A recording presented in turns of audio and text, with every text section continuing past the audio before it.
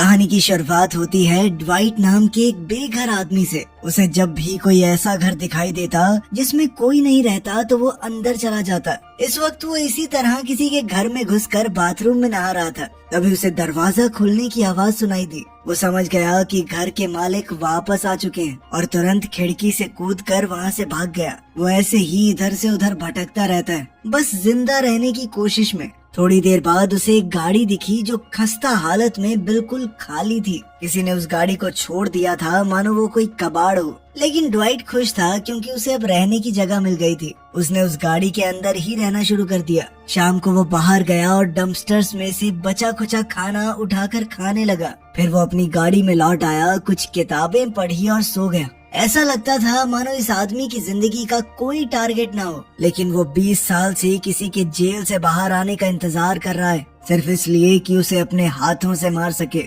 अगली सुबह एक पुलिस ऑफिसर एडी वहाँ आई। एडी पहले से ड्वाइट को जानती थी। उसने ड्वाइट को गाड़ी से बाहर निकाल कर कहा कि मैं नहीं चाहती तुम किसी तरह की मुसीबत में पड़ो, लेकिन वेड क्लीलैंड जेल से निकलने वाला है। वेड वही आदमी था जिसने 20 साल पहले ड्वाइट के माँ बाप को मार दिया था। ये सुनकर ड्वाइट के अंदर की आग जलने लगी। उसकी जिंदगी का एक ही मकसद था, वेड को मारना। अब उसे पता चल चुका था कि वेड बाहर आ रहा है, इसीलिए वो बदला लेने की तैयारी करने लगा। उसने उस पुरानी कार के अंदर नई बैटरी डलवाई ताकि वो सही तरीके से चल सके। वेड वर्जीनिया की एक जेल से छूटने वाला था तो उसे भी वहीं जाना पड़ेगा। इसके लिए वो एक बंदूक की दुकान में गया, लेकिन वहाँ बंदूकें इतनी ज्यादा महंगी थी कि वो कुछ खरीद नहीं पाया। फिर उसने अपनी बहन को एक लेटर लिखा और एक पार्किंग में गाड़ियों के शीशे तोड़ने लगा, इस आस में कि कहीं किसी गाड़ी में उसे बंदूक मिल जाए। कुछ देर बाद उसे एक बंदूक मिल भी गई, लेकिन उसके ट्रिगर के ऊपर लॉक लगा हुआ था।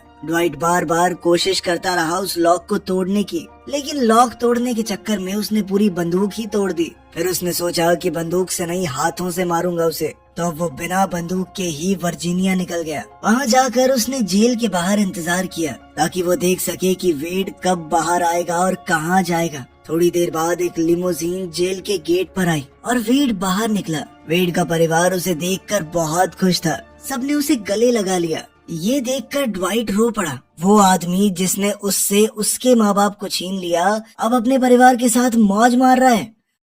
जैसे ही वो लोग वहाँ से चले, ड्वाइट उनका पीछा करने लगा। थोड़ी देर बाद वेड का परिवार एक बार में रुक गया थोड़ी पार्टी करने के लिए। ड्वाइट गुस्से से पीछे की तरफ से बार में घुस गया और जल्दी से बाथरूम में छुप गया। उसने इंतजार किया कि वेड बस अकेले अंदर आए। थोड़ी देर बाद जैसे ही वेड अंदर आया, ड्वाइट ने तुरंत बाहर निकलकर सबसे पहले वेड के गले पर हमला किया, लेकिन इस हमले से वेड जिंदा बच गया और उसने ड्वाइट के ऊपर एक के बाद एक हमले शुरू कर दिए। लेकिन ड्वाइट ने भी हार नहीं मानी। उसने दोबारा हमला किया और इस बार वेड के माथे में छुरा घुसा दिया। वेड जमीन पर गिर गया, बस उसकी आखिरी सांसें चल रही थी। अब उसका मरना तय था तो ड्वाइट तुरंत वहाँ से निकलने लगा। उधर वेड के परिवार को भी शक हो गया कि कुछ तो हुआ है। इतनी देर से बाथरूम में क्या कर रहा है वो सब जल्दी से बाथरूम की तरफ बढ़े। ड्वाइट बाहर निकला और सबसे पहले वेड की गाड़ी का टायर पंचर कर दिया और फिर अपनी गाड़ी में बैठ गया। उसने देखा कि उसके हाथ पर बहुत गहरा कट लग गया था, जिससे बहुत तेजी से खून निकल रहा था। वेड के साथ उसकी लड़ाई के दौरान शायद उसकी गाड़ी की चाबी अंदर ही गिर गई थी, तो उसने सोचा कि वेड की गाड़ी लेकर ही भाग जाता हूँ। वो तुरंत बाहर निकला और वेड की गाड़ी में घुस गया। किस्मत से चाबी गाड़ी के अंदर ही लगी हुई थी। उसने जल्दी से गाड़ी स्टार्ट की और वहाँ से भागने लगा। थोड़ी देर बाद उसने महसूस किया कि गाड़ी की पिछली सीट पर कोई तो है। उसने गाड़ी रोकी। पीछे से एक लड़का बाहर आया जिसका नाम विलियम है।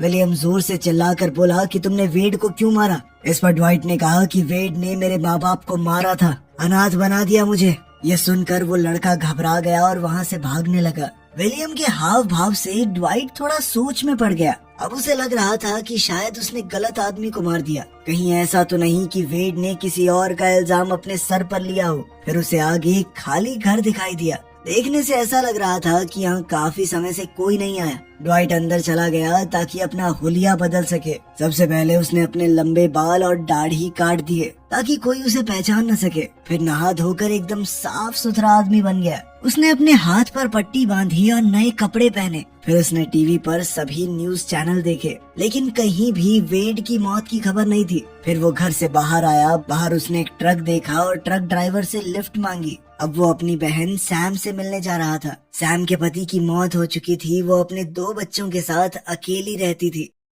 थोड़ी देर बाद ड्वाइट उसके घर पहुंच गया। सैम अपने भाई को इतने समय बाद देखकर बहुत खुश हुई। कुछ देर बाद वो दोनों एक रेस्टोरेंट में खाना खाने गए। फिर अचानक ड्वाइट ने बताया कि मैंने वेड को मार दिया है, वही आदमी जिसने हमारे माँ बाप को मारा था। ये सुनकर सैम बहुत गुस्सा हो गई, लेकिन अंदर ही अंदर उसे थोड़ा सुकून तो था कि उन दोनों को अनाथ बनाने वाला आदमी अब मर चुका है। सैम ने बताया कि वेड का परिवार हमारे पड़ोस में ही रहता है। वो बहुत अमीर लोग हैं, मौके मौके पर मुझे नीचा दिखाते रहते हैं, खासकर अपनी उस लिमोजिन कार की हेकड़ी बहुत दिखाते हैं वो। थोड़ी बातचीत के बाद ड्वाइट को समझ आया कि क्लीलैंड परिवार बहुत ज्यादा ताकतवर है। अब जब उसने वेड को मार दिया है तो वो चुप तो नहीं बैठेंगे, जल्द ही वो उसे ढूंढते हुए उसके पीछे आएंगे।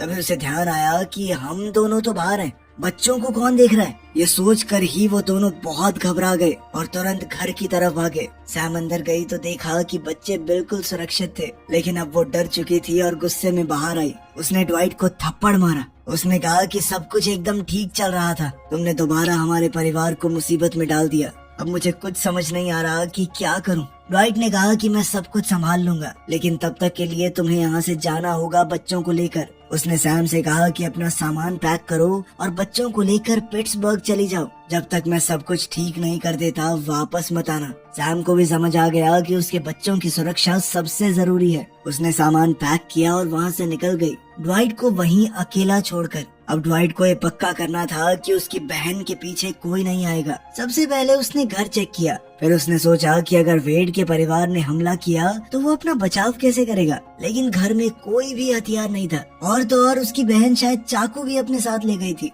जो छोटी मोटी चीजें उसे मिली उनसे ही ड्वाइट ने अपना जुगाड़ किया और इंतजार करने लगा। जैसे ही रात हुई उसने एक गाड़ी की आवाज सुनी। वो तुरंत खिड़की की तरफ भागा। जैसे ही उसने बाहर देखा तो उसने वेड के 2 भाइयों को देखा। उनका नाम टेडी और कार्ल था। वो दोनों ड्वाइट की गाड़ी में ही वहाँ आए थे। ड्वाइट समझ गया था कि ये लोग हथियार लेकर उसकी पूजा करने तो आए नहीं, उसे मारने ही आए हैं। वो तुरंत ऊपर गया और बाथरूम की लाइट ऑन कर दी, साथ ही पानी भी जला दिया, ताकि अगर वो लोग घर में आए तो सीधा ऊपर चले जाएं, ये सोचकर कि जो भी है ऊपर ही है, नीचे इधर उधर ना ढूंढे। लाइट ऑन करके ड्वाइट ने फिर से खिड़की से देखा और वो समझ गया कि दोनों भाई अलग अलग रास्ते से आ रहे हैं, एक मेन गेट से और दूसरा बैक गेट से। फिर ड्वाइट नीचे आकर हॉल में सोफे के नीचे छुप गया। दोनों भाई घर के अंदर आ गए और धीरे धीरे ऊपर जाने लगे। अब ड्वाइट के पास मौका था भाग जाने का। जैसे ही वो बाहर आया उसने देखा कि कार्ल ने तो मुझे देख लिया है। कार्ल के हाथ में शिकार करने वाला तीर कमान था और वो लगातार ड्वाइट पर तीर चलाता रहा। ड्वाइट भागकर अपनी गाड़ी में बैठा और जल्दी से गाड़ी दौड़ाने लगा, लेकिन इस हबड़ा दबड़ी में उसने टेडी को टक्कर मार दी, जिसके बाद टेडी जमीन पर गिर पड़ा। ड्वाइट तुरंत गाड़ी से उतरा, टेडी को उठाया और कहा, जल्दी बता तुम लोग मेरे पीछे आए हो या मेरी बहन के पीछे। लेकिन टेडी बेहोश हो चुका था, वो कुछ नहीं बता पाया। फिर ड्वाइट ने टेडी की बंदूक उठाई और देखा कि कार्ल उसके पीछे आ रहा है। ड्वाइट ने गोली चलाई तो कार्ल छुप गया। अब ड्वाइट जल्दी से टेडी को उठाकर अपनी गाड़ी में डालने लगा, लेकिन जैसे ही वो फ्रंट सीट में बैठने लगा, कार्ल ने उसके पैर में एक तीर मार दिया। अब ड्वाइट का खून बहुत तेजी से बह रहा था। उसने घायल हालत में ही गाड़ी शुरू की और वहाँ से भागने लगा। कार्ल उनके पीछे भागता हुआ चिल्लाता जा रहा था, लेकिन ड्वाइट नहीं रुका, वो दूर निकल गया। बाहर जाकर उसने सबसे पहले बेहोश हो चुके टेडी को बैक सीट से खींचकर ट्रंक में डाल दिया। ड्वाइट को इस वक्त बहुत ज्यादा दर्द हो रहा था। उसने कोशिश की अपने पैर से तीर को निकालने की, लेकिन वो आसान नहीं था। फिर वो उसी हालत में स्टोर तक पहुंच गया। अपने घाव को छुपाते हुए उसने कुछ दवाइयाँ और थोड़ा सामान ले लिया ताकि तीर को निकाल सके, लेकिन इस सब के बाद भी वो तीर नहीं निकाल पाया। खून बहुत तेजी से बह रहा था। उसे लगने लगा कि वो कभी भी मर सकता है। आखिर में उसे हॉस्पिटल जाना ही पड़ा, लेकिन डॉक्टर से मिल पाता उससे पहले ही बेहोश होकर गिर पड़ा। जब उसकी आंख खुली तो उसने देखा कि वो एक बेड पर पड़ा है। उसका इलाज हो चुका था और उसके पैर में स्टिचेस लगे थे। ड्वाइट का पैर अभी पूरी तरह से ठीक तो नहीं था, लेकिन फिर भी वो अस्पताल में रुक नहीं सकता था। वो बाहर आया और जल्दी से अपनी गाड़ी के पास पहुंचा। उसने डिक्की के पास थोड़ा खटखटाया, जिसके बाद टेडी जोर जोर से चिल्लाने लगा। इसका मतलब साफ था कि वो अभी जिंदा है। फिर उसने जल्दी से अस्पताल वाले कपड़े भी बदल लिए। सब ड्वाइट के प्लान के हिसाब से ही हो रहा था। अब ड्वाइट सीधा अपनी बहन सैम के घर गया। उसने सबसे पहले घर के अंदर खिड़की दरवाजे लॉक कर दिए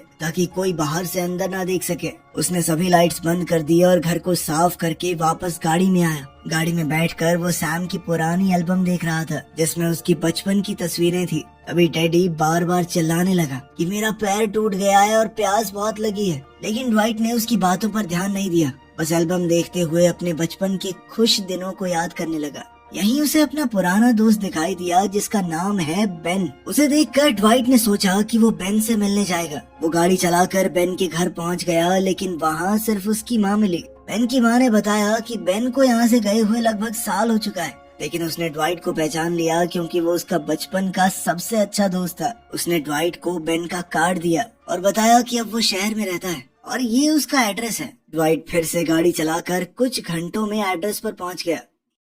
वहाँ उसे एक लड़की मिली जिसने बताया कि बेन अभी काम कर रहा है, रात को लेट तक चलेगी शिफ्ट, तभी फ्री होगा। तब ड्वाइट बाहर आया और बेन की गाड़ी देखकर इंतजार करने लगा। लगभग आधी रात को बेन बाहर आया और दोनों अपनी जिंदगी के पुराने लम्हे याद करने लगे। फिर ड्वाइट ने कहा, देखो मेरे पास ज्यादा समय नहीं है, मैं तुमसे मदद लेने के लिए यहाँ आया हूँ, मुझे एक बंदूक चाहिए। बेन समझ गया कि बात कुछ तो सीरियस है। उसने ड्वाइट से कहा, घर चलो। इसके बाद दोनों घर की तरफ गए। घर पहुंचकर बेन ने उसे बंदूक दी और पूछा, तुझे चलानी आती है ये? इस पर ड्वाइट ने जवाब दिया कि नहीं, आती तो नहीं है, पर मैं काम चला लूंगा। इस पर बेन बोला कि मेरे घर के आसपास कोई नहीं है, पीछे वाले बेड़े में तुझे सिखा सकता हूँ गोली चलाना। इस पर ड्वाइट ने कहा कि मैं तुझसे पहले ही बहुत मदद ले चुका हूँ मेरे भाई, और परेशान नहीं करना चाहता, मुझे सिर्फ बंदूक चाहिए। उसने बंदूक ली और वहाँ से निकल गया। जाते वक्त उसने एक पानी का कैन भी लिया ताकि टेडी को दे सके। जैसे ही उसने डिग्गी खोली, टेडी बाहर आया। तब उसने ड्वाइट को बंदूक के साथ अपने सामने खड़ा हुआ देखा। टेडी ने तुरंत पानी पीना शुरू कर दिया। ड्वाइट ने पूछा कि तुम मेरे घर क्यों आए थे, मुझे मारने या मेरी बहन को? तो टेडी ने कहा कि हम तुझे मारने आए थे साले। इसके बाद उसने कुछ ऐसी बातें बताई जिसने ड्वाइट को हिला कर रख दिया। टेडी ने कहा कि तुझे लगता क्या है, तेरा बाप बहुत शरीफ इंसान था, उसका चक्कर चल रहा था मेरी माँ के साथ। जब मेरे बाप को इस बारे में पता चला तो वो गुस्से में तेरे घर गया तेरे बाप को मारने, लेकिन वो कभी तेरी माँ को नहीं मारना चाहते थे, उनकी कुछ गलती नहीं थी उस सब में, लेकिन बीच बचाव में वो भी मारी गई। तब पापा ने अपनी जगह वेड को जेल भेज दिया क्योंकि वो अभी 18 से कम था, उसे कम सजा होगी। ये सुनकर ड्वाइट परेशान हो गया। उसने कहा कि मैं ये सब हमेशा के लिए खत्म करना चाहता हूँ, मैं नहीं चाहता मेरा परिवार दोबारा इस सब में घसीटा जाए। मैं मानता हूँ मैंने तेरे भाई को मारा है, उसके लिए मैं पुलिस के सामने सरेंडर भी कर दूंगा। इस पर टेडी ने कहा कि हमारा परिवार ऐसी बातों से नहीं चलता, हम कानून के हिसाब से नहीं अपने हिसाब से चलते हैं। अब तो तेरा पूरा परिवार मरेगा, तेरी बहन और उसके बच्चे भी। ये सुनकर ड्वाइट ने गोली चलाई और टेडी डर गया। ड्वाइट ने उसे फोन दिया और कहा कि अपने परिवार से बात कर और कह उनको कि मैं आ रहा हूँ सब कुछ खत्म करने के लिए, आगे किसी को कुछ करने की जरूरत नहीं है। टेडी ने कॉल करके उनसे बात की। कुछ देर बाद ड्वाइट आगे आया टेडी से फोन लेने के लिए। यहाँ टेडी को मौका मिल गया और उसने ड्वाइट के ऊपर हमला करके उससे बंदूक छीन ली। उसने कहा कि हमारे परिवार के अपने रूल हैं, मेरे पिता ने 2-2 खून करके भी सजा नहीं काटी, आखिर में कैंसर से मरा है वो, और अब तू भी मरने वाला है। अब वो ड्वाइट पर गोली चलाने ही वाला था, तभी पास से गोली आई और टेडी का हो गया पट से हेडशॉट। ये गोली बेन ने चलाई थी जिसे अपने दोस्त की चिंता हो रही थी। उसने ड्वाइट को उठाया और कहा कि मुझे पता था तुम कुछ तो गड़बड़ करोगे, इसीलिए तुम्हारा पीछा कर रहा था। उसने ड्वाइट को बंदूक दी और कहा कि तेरे हाथ में बंदूक तो है पर तू इसे चलाना नहीं जानता, अगर गोली निशाने पे ना लगे तो बंदूक का कोई फायदा नहीं है। फिर बेन ने उसे ट्रेनिंग दी और धीरे धीरे ड्वाइट थोड़ा और बेहतर होने लगा। ट्रेनिंग के बाद बेन ने उसे एक बंदूक, पैसे और थोड़ा खाना दिया, साथ ही कहा कि तेरी दिक्कत मेरी दिक्कत, दोनों भाई साथ चलेंगे। लेकिन ड्वाइट ने मना कर दिया। उसने कहा कि तू मेरी जान पहले ही बचा चुका है मेरे भाई,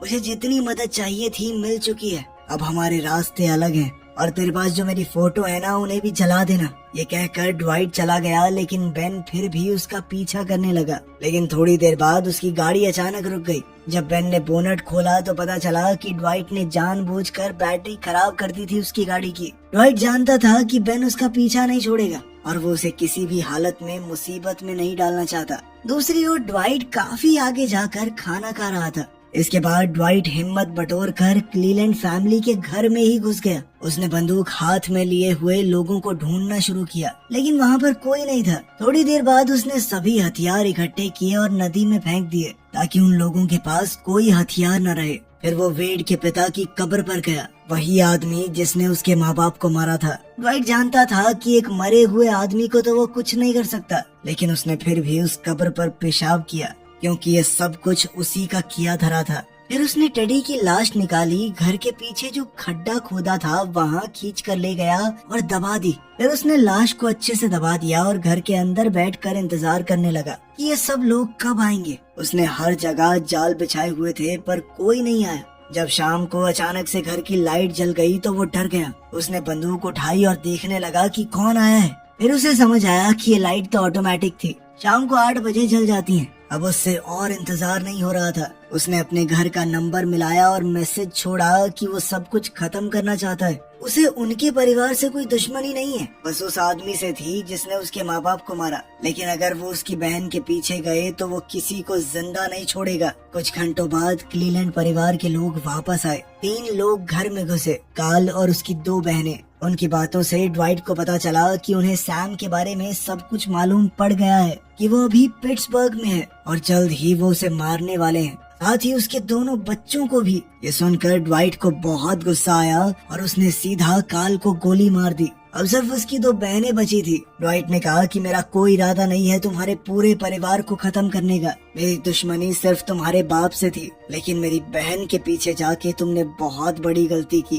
तभी अचानक विलियम वहाँ आया और उसने ड्वाइट को गोली मार दी। ड्वाइट को गोली बेशक लगी थी पर वो अभी भी जिंदा था। दोनों लड़कियां चिल्लाई और विलियम से कहा कि जल्दी खत्म कर दो इसे, लेकिन विलियम गोली नहीं चला पाया। तब सच्चाई सामने आई कि विलियम दरअसल ड्वाइट का ही सौतेला भाई है, क्योंकि ड्वाइट के बाप का उनकी माँ के साथ नाजायज रिश्ता तो था ही, और उसी वक्त विलियम पैदा हुआ था। ड्वाइट ने उसकी बंदूक छीन ली। उसके पास चांस था कि वो विलियम को मार दे, लेकिन उसने विलियम को जिंदा छोड़ दिया। दोनों औरतें ये सब कुछ देख रही थी। तभी उनमें से एक ने सोफे के नीचे से मशीन गन निकाली और धड़ाधड़ फायरिंग शुरू कर दी। कुछ देर बाद वहाँ तीनों की लाशें पड़ी थी। कार्ल और उसकी दोनों बहनें मारी गई, सिर्फ विलियम जिंदा था। कुछ समय बाद पिट्सबर्ग में सैम के घर एक आदमी अखबार लेकर आया। उस अखबार में लिखा था कि सब मारे गए, मतलब अब सैम के पीछे कोई नहीं आएगा। ड्वाइट ने अपना बदला तो लिया ही, साथ ही अपनी बहन को भी हमेशा के लिए महफूज कर दिया।